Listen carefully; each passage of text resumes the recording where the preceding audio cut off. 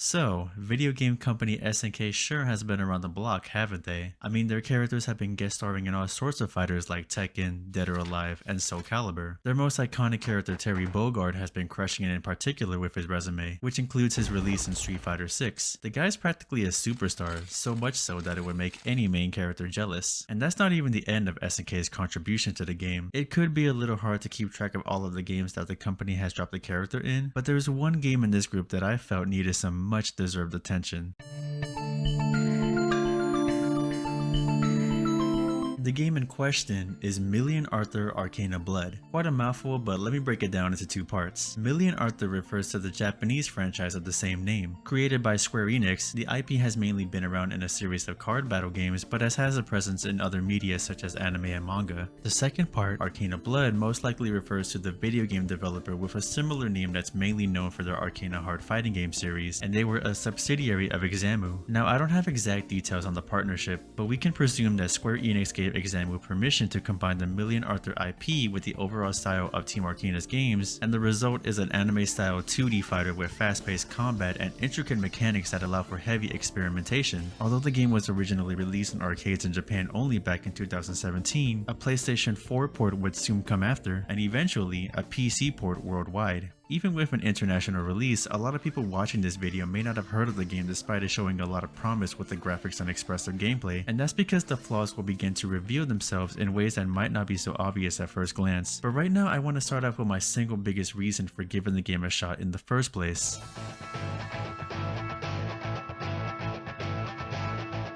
Alright, it's time to stop playing dumb. As with the mentioning of SNK, the video thumbnail, and this theme playing wasn't enough, yes, the game features King of Fighters' very own Iori Yagami as a playable guest character, and he's the same guy that you come to know and love.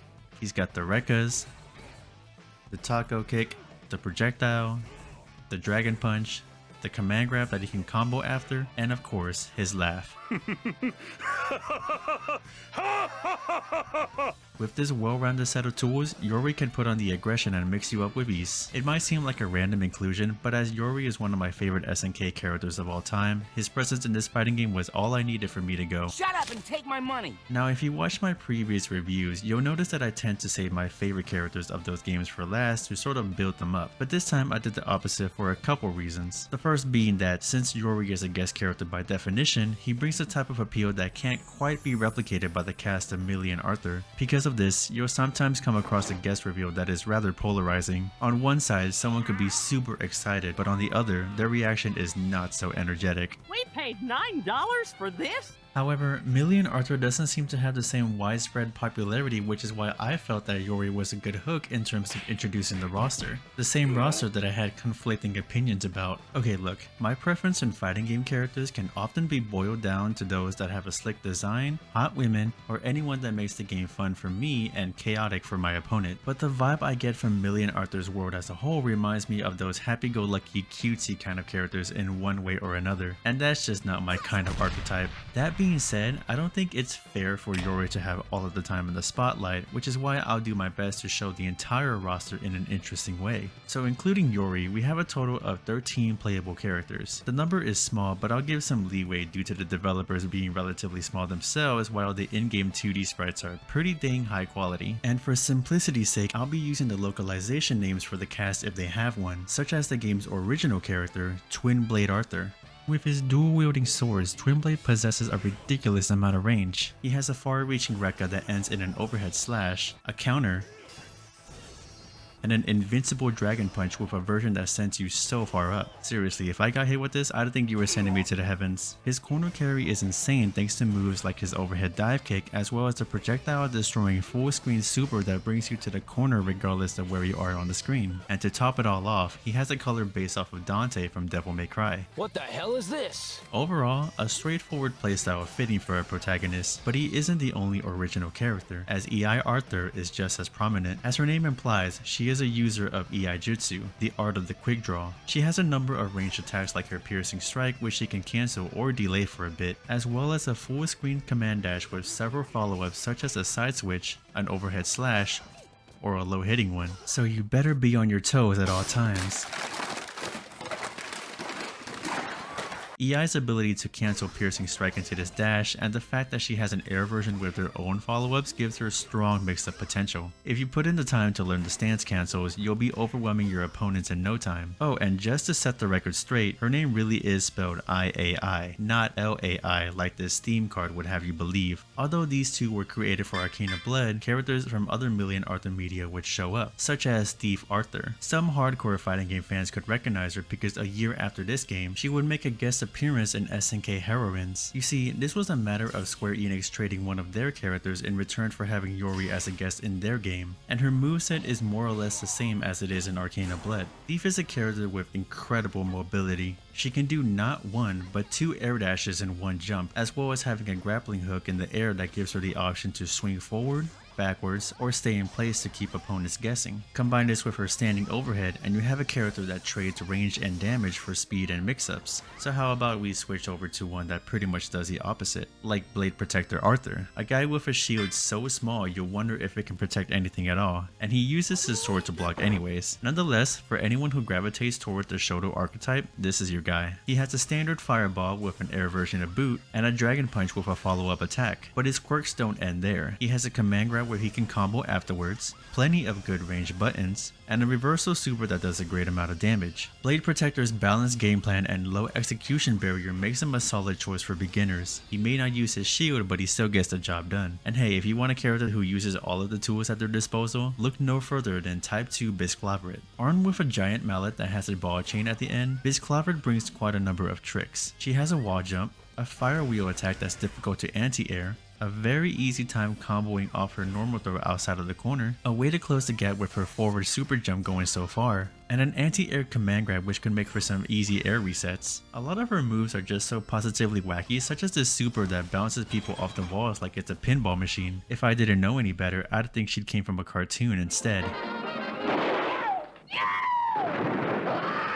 If you can get past her rather stubby attacks, you'll be sailing by with offensive mix-ups, and she has a color based off Felicia from Darkstalkers, so that's pretty cool. Now we can move on to someone with a rather interesting beginning, Zex Siegfried. So it turns out that this character is the protagonist of a game called Deckmate Million Arthur, or he would have been if it wasn't cancelled, and the official website for Arcana Blood even makes note of the fact. Still, Zex would be given a second chance, and he makes it count with how good he is thanks to decent mobility and good range on his attacks. From anywhere on the screen, he can summon a projectile from the ground and delay the attack if he chooses to do so. If the opponent throws out a projectile, Zex can absorb it to acquire a stock as seen here. This allows him to perform a near full screen blast. If your opponent doesn't have projectile as well, that's no problem, as Zex can still get a stock from an advancing strike or a similar looking low crushing command grab. Really the only con he has is the lack of a meterless reversal, but his pros are well worth the trade-off. The next character has a pretty unorthodox playstyle compared to what's been shown so far, and that would be Hybrid Nimue, who travels on a flying vacuum instead of a broom. Man, how useful is that? If I had one of those, I could clean the filth off of anything, and I mean anything.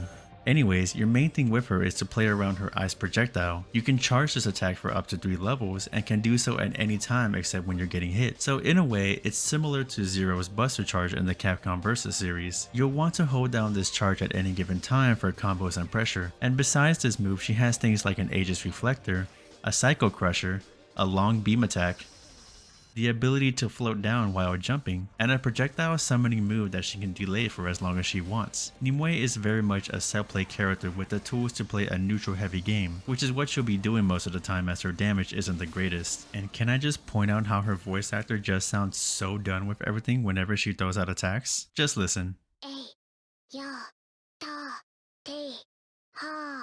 Now, if you want a character that's more in your face, there's always a Void Eternal Flame, who lives up to the name because of her fire-imbued claws. With the fastest run speed in the game, she'll have no problem rushing you down. She has a Lariat type move that has a follow-up, and this combined with her forward throw makes corner carry very easy. Her forward air dash goes an incredible distance, and she has an air blast that makes her near impossible to anti-air. Once you condition your opponent to block, she can go for an unblockable albeit short range attack. And this seemingly pure rushdown character even has has a meterless reversal. Eternal Flame is definitely what you would call an Unga Bunga character, just going in and never letting up. Kinda reminds me of a certain asshole. Well, now I can move on to someone who's the opposite of Speed, Snow White. From my understanding, she's accompanied by these dwarves that can grow into the upper body of a golem who does the heavy lifting, making her the game's token grappler. Think of her like Zangief except without the legs. Can you imagine how scary that is? To see half a body drawing closer with the sole intent purpose of grabbing you? Anyways, Snow White and her buddy easily towers over everyone else in the game, but unfortunately in typical fighting game fashion, she struggles hard with things like terrible mobility, including a forward dash with 61 frames of recovery. That's more than a second before you can move again after dashing, with the saving grace being that you can cancel this into specials and supers. Her normal throws miss with the whiff animation not lining up at all. Throws in this game generally have very short range, but for such a bulky character, this is just ridiculous. Surprisingly, it's not all bad. Her command throws at least have better range, with each version sacrificing range for damage. Her normals have decent hitboxes, with some of them taking up 3/4 of the screen, and she has high health, which you definitely need since you're such a big target. Against a player who knows better, you'll have a rough time, but Snow White can still scum you out with a few good reads. Now, in the beginning of this video, I briefly showed a clip from the Million Arthur anime where a group is caring for a piece of Takwon, and this girl right here is Wildcat Arthur, who makes a playable appearance in this game. As the game's zoner, she can fire her weapon at multiple angles and has access to a beam super.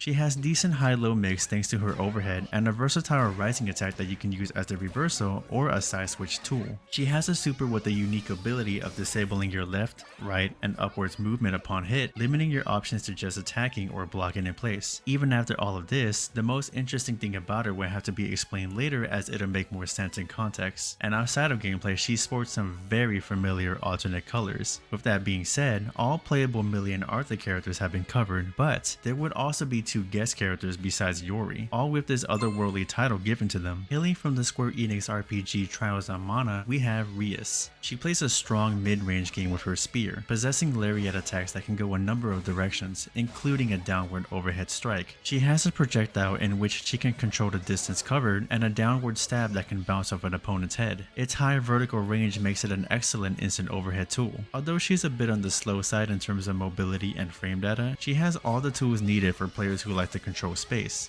We're now down to the final character. From the Square Enix card game Lord of Vermilion 4 comes Kome Sakiyama. She has a lot of reach in her normals thanks to her whip, and from a distance she can pull you in with a long reaching attack. Could be in the air or as an anti-air, and there's even a low hitting version. Oddly enough, these moves have no hitbox up close, so it kinda looks like she's aiming elsewhere. Kome can summon allies for a variety of moves such as this meter draining tether, a large axe swing, not an overhead, a good range kick to the face, a fish that pops out of the ground, and a fireball super. One neat thing is that the assists themselves don't seem to have any hurt boxes on them. Add in her invincible dragon punch and you have a varied moveset, but ultimately because of her somewhat slow speed and lackluster mixed up game, your goal is to play an honest strike throw game and baiting out anti-airs. And with that, the Million Arthur Arcana Blood roster is complete. For the most part, the movesets aren't all that big, which can give off the feeling that there's no room for creativity, but a lot of the fun comes from utilizing them with the game's mechanics.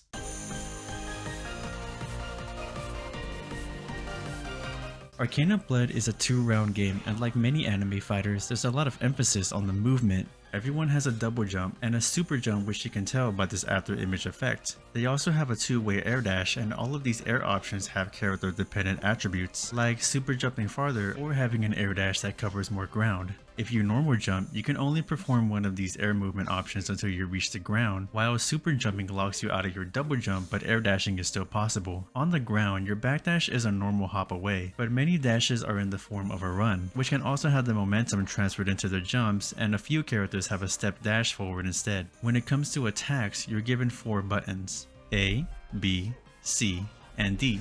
ABC are referred to as light, medium, and heavy. This is the general order for chaining hits together, and pressing your light attack repeatedly on hit will give you an auto combo. Blocking functions as you'd expect it to, and you are able to block in the air. In fact, you're actually able to block while air dashing forward, and your air dash back has invincibility on startup. Even when that wears off, you can still block. Thankfully, every character has an anti-air that becomes unblockable if you hit an opponent airborne. This won't work if they're already in block stun, but you could alleviate this by leaving a gap before the anti-air to make them think twice before recklessly jumping around. And of course, anyone who gets too defensive can be met with a throw, either on the ground or in the air. They're not all that special, but they are vital when it comes to the roll mechanic. By performing a roll, you can go through physical hits and projectiles, and the distance covered by them is unique to each character. Just look at this roll. If you ask me, it looks just like a bowling ball.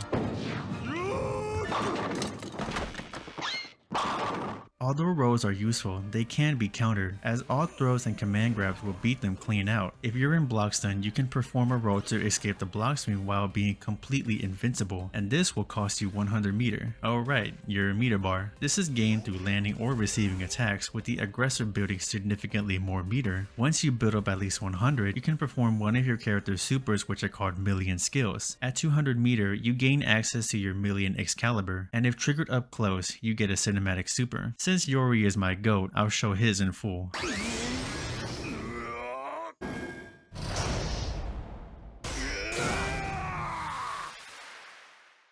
Every one of these is so outrageously long, which is why I've avoided using them up until this point, but there are a lot of cool looking ones, such as Blade Protector snapping your life into oblivion, Wildcat fusing with an angel to rain bullets down, and Snow White command grabbing you from the galaxies with all of her dwarves in attendance. Most of these moves have invincibility on startup, which gives it utility as a reversal, and they naturally deal a lot of damage. It may use up all of your meter, but you can earn more through a limit break. When performing this, you'll rise and release a burst of energy that knocks your opponent away. This can be done while in block stun or while being comboed. When activated, your maximum amount of meter increases to 300 and you are given 100 automatically, but if you manage to hit your opponent with the burst, you'll gain more meter in correlation to how little health you have. You're only given one limit break per round, and once you activate it, you're unable to act again until you reach the ground, leaving you open for punishment if your opponent blocks or avoids the burst altogether. Okay, that was the basics of the game. Now I can finally talk about one element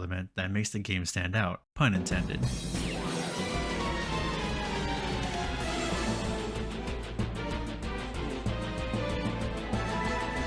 So throughout the video, you might notice how basically every character has some sort of elemental kind of move, and though it makes for some flashy attacks, their purpose runs deeper than that. I hadn't mentioned this yet, but the D attack in your configuration is your elemental attack. Nearly all of the moves tied to this button will have an elemental property behind them, and here they are. The most common one of the bunch is Fire, used by 5 characters. All fire moves will give damage over time, meaning that your opponent will lose health even after the attack is over. The second element is Ice, and is used by 3 characters. Their ice attacks simply give more hit stun than usual, which naturally makes hit confirming much easier. The third element, Wind, is tied to 3 characters, and these kind of attacks will regenerate health upon hit. And then there's 2 characters that actually don't have any element at all, but that doesn't mean they're unable to use elemental moves, as Komei's summons actually incorporates all 3. And even characters that do have an element like Wind user Rias can use fire instead if she charges her lariats, or Zek's blast that changes depending on the character he takes a stock from. If you manage to chain multiple attacks of the same element together, you'll gain a 10% bonus damage increase for a maximum of up to 2 times the original damage. So take Iori's Rekkas for example, where all 3 hits have the fire property to them. When this Rekka is chained together, the last 2 hits each add on 10%, totaling for a 20% damage increase on the final hit. Keep in mind that multi-hit moves will be counted as 1 hit, so even though Iori's Heavy Dragon Punch here is 3 hits and is classified as a fire move, landing this attack alone will not result in bonus damage. The effect will last until the combo ends or if you chain a different or non-element attack, and this multiplier will often be seen during enchant boost. If you have 100 meter, you can enter a temporary powered up state with a colored aura surrounding you depending on your character's element. In this state,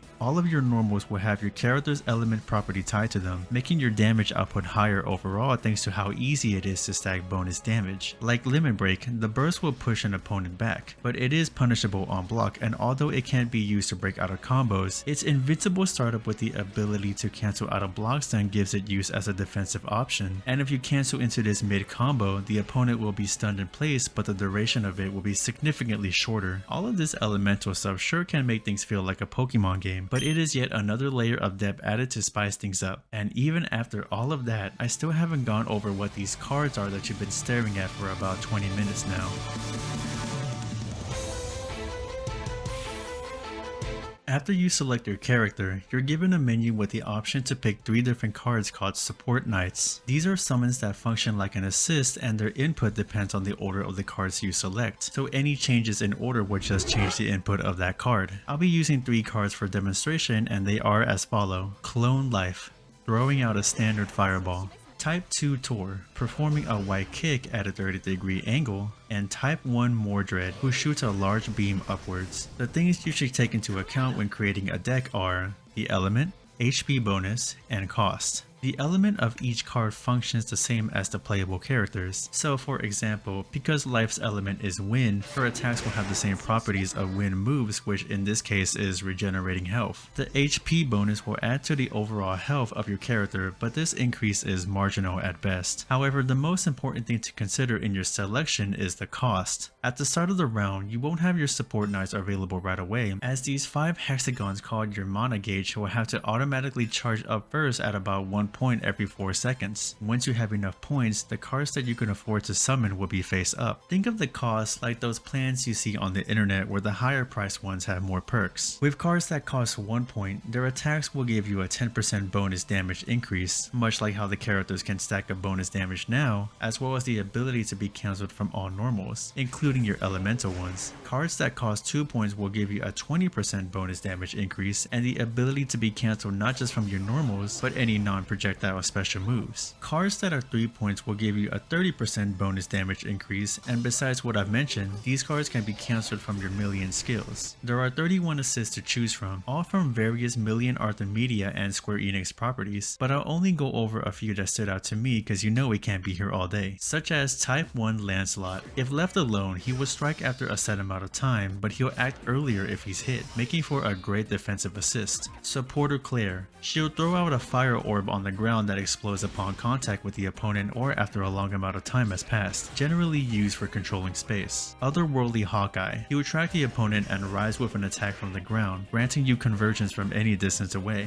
Woeful Princess Kaguya, this gives you 2 revolving orbs that collide with the opponent if they get too close, useful for approaching in neutral. This reminds me of Rose's Soul Satellite move, but with flying bunnies instead. Ruler Supreme Guinevere, upon hit, the current cost of all of your opponent's cards will be increased by 1 point for their next use, and this is stackable until the cost reaches 5 points. A very unique ability that could turn the tide of a match since the opponents will have to spend more assist points overall. Finally, we have Otherworldly Akira Ono. She'll play on an arcade cabinet until she gets flustered and kicks it towards your opponent, used for approaching and corner carry. I just thought the assist looked funny because what is she so mad at? I'll tell you what, using my editing skills, we can clearly see that she got throw looped to death in Street Fighter 6, resulting in a perfectly reasonable reaction. I get a real Yu-Gi-Oh vibe from the support knights because of the way all of these characters are coming from the cards. But anyways, a total of 31 different support knights allows for over 4,400 different combinations, and with the right setup, your character can become an absolute monster. I'm talking things like confirming off of overheads or making your reversal safe on block. Oh, and before I forget, Wildcat has the ability to change her bullets to the same element of the summon she's using, and the cost of the card matches the strength of these bullets, allowing for flexibility in her zoning. Support knights are especially important for the non-element characters because during enchant boosts, their attacks won't add on bonus damage unless used after summon attacks in a combo. While I'm on the topic of support knights, I can talk about counter elements. You guys know what a counter hit is, right? It's when anyone is hit in the middle of throwing out an attack, and this usually results in things like more hit stun, damage, or getting knocked back in a different way. And during a combo, it's only during the first hit where these different properties are in effect. Congratulations, you graduated from counter hit school. Now in Arcana Blood, counter hits exist and is displayed as a flash on the screen, but the rules can bend a little here. As the 3 elements have what's called a counter element, if an attack of these kind are followed up with an attack of these kind, it will become a guaranteed counter hit. So say I hit them with Support Knight Life's Fireball, a win wind attack. Wind's counter element is fire, so I'll use Iori's 5D attack. On regular hit versus a standing opponent, this move will leave them in place, while on counter hit, they'll go into a ground bounce in which you can combo after. Now when I chain these moves together, this happens. Even though I landed Iori's attack mid-combo, I still got the counter hit ground bounce. You can go the opposite way too and start off with Iori's move first, as long as the next hit in this case is an ice attack. Although support knights makes this kind of thing easier, they aren't needed if your character has multiple types of attacks. And yes, you can do this multiple times in a combo. Just one of the many things to consider when it comes to deck building. Okay, I'm starting to realize that this amount of information for a niche fighting game might be unprecedented to the average viewer, and I don't blame you. So enjoy this slideshow of all of the things I didn't cover in detail while I talk about how there is just so much stuff when it comes to the mechanics. And while I was writing my script, I was thinking to myself, damn, I don't want to turn this video into a full-length movie, which is why I ultimately decided to explain what I believe to be the basics, the elemental system, and the support knights. And even then, there was just so much to talk about. But hey, it's quite impressive to see all of these mechanics come together to make a solid fighter, which might raise the question of why you hardly see this game being mentioned. So let's continue.